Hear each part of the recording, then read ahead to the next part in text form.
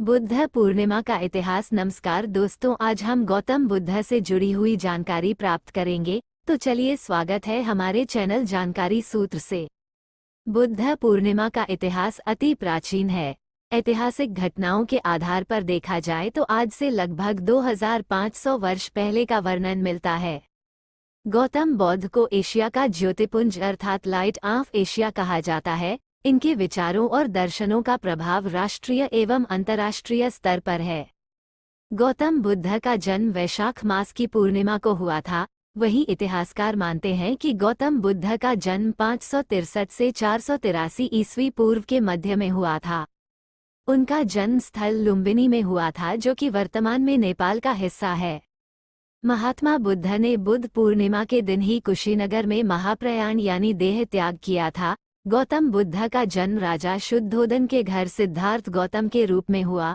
उनका पालन पोषण बड़े ही विलासिता में हुआ, चूंकि उनके जन्म के समय ये भविष्यवाणी की गई थी कि राजकुमार आगे चलकर एक महान सम्राट बनेगा। इसलिए उसे बाहरी दुनिया से अलग रखा गया ताकि वो धार्मिक जीवन से प्रभावित न हो। हालांकि 29 साल की उम्र में राजकुमार ने दुनिया को और अधिक देखने का फैसला किया और अपने रथ में महल के मैदान से भ्रमण शुरू किया।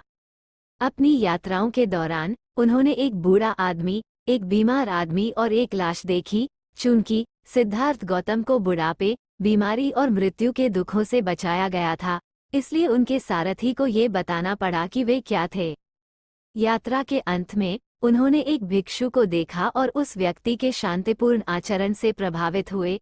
इसलिए उन्होंने ये पता लगाने के लिए दुनिया में जाने का फैसला किया कि वो आदमी अपने चारों ओर इतनी पीड़ाओं के बावजूद इतना शांत कैसे रह सकता है। उन्होंने महल छोड़ दिया और एक भटकते हुए तपस्वी बन गए। उन्होंने अलारा कलामा और उदका रामपुत्र के तहत चिकित्सा का अध्ययन किया और जल्द ही उनकी प्रणालियों में महारत हासिल कर ली।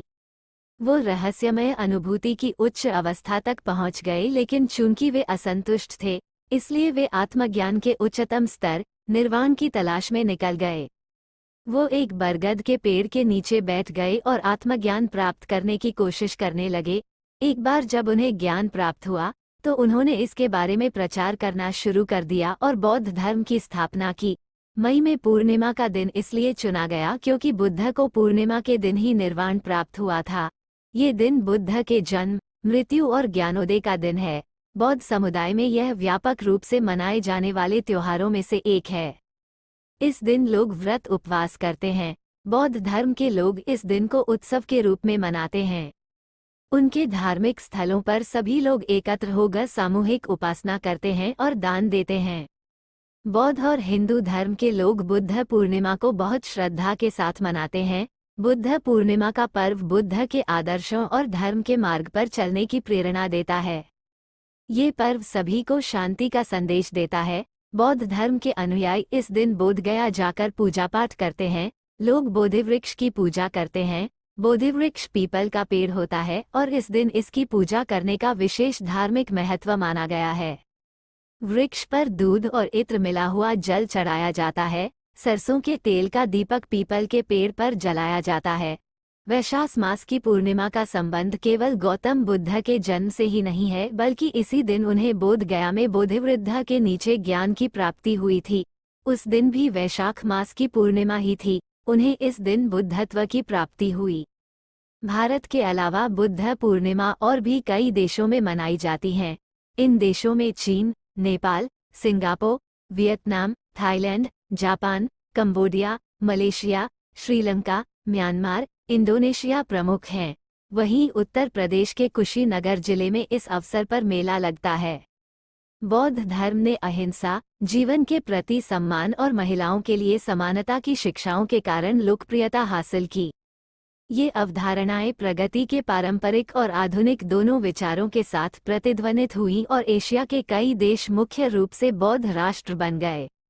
बुद्ध की शिक्षाएं 4 आर्य सत्यों पर केंद्रित हैं, जो मानते हैं कि दुनिया दुख से भरी है और इच्छा से छुटकारा पाने से उस दुख को कम करने में मदद मिल सकती है।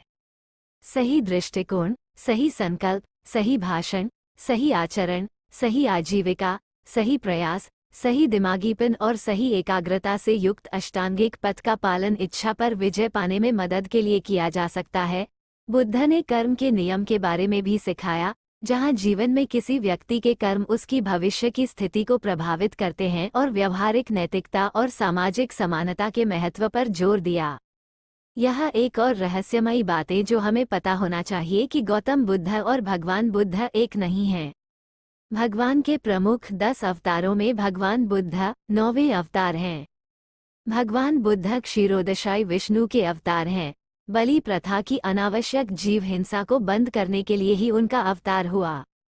श्रीललित विस्तार ग्रंथ के 21वें अध्याय के 178 पृष्ठ पर बताया गया है कि संयोगवश गौतम बुद्ध जी ने उसी स्थान पर तपस्या की जिस स्थान पर भगवान बुद्ध ने तपस्या की थी।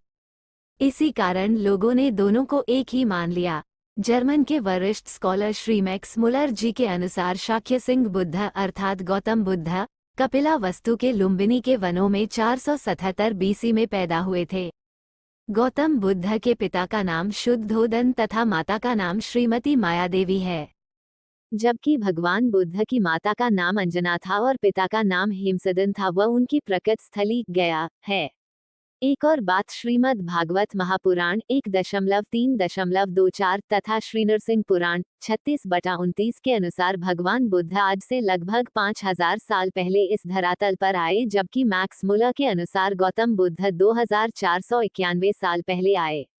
कहने का तात्पर्य यह है कि गौतम बुद्ध और भगवान बुद्ध एक नहीं हैं।